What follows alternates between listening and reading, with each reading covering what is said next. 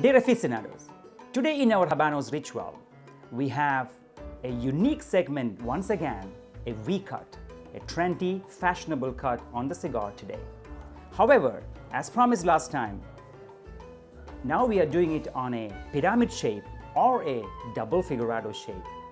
Let's see how we're going to cut a V on pyramids using a trendy V cutter. When you cut with the V cutter, the same rule applies as before when we tried the parejo. You have to make sure the head of the cigar is sitting in the curvature which is on the V cutter. Now it looks like this. For me, pyramid is much more easier than parejo. Why? Because the head of the pyramid can pop outside the beautiful V cutter.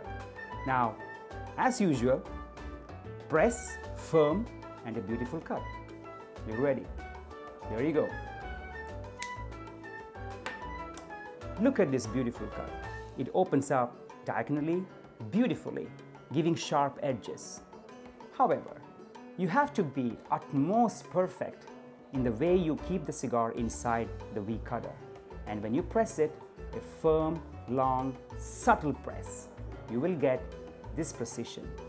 This gives you an openness in the smoke and a very unique Habano moment. Our next video would be disadvantages and advantages of the trendy, fashionable V-cut. Hasta luego.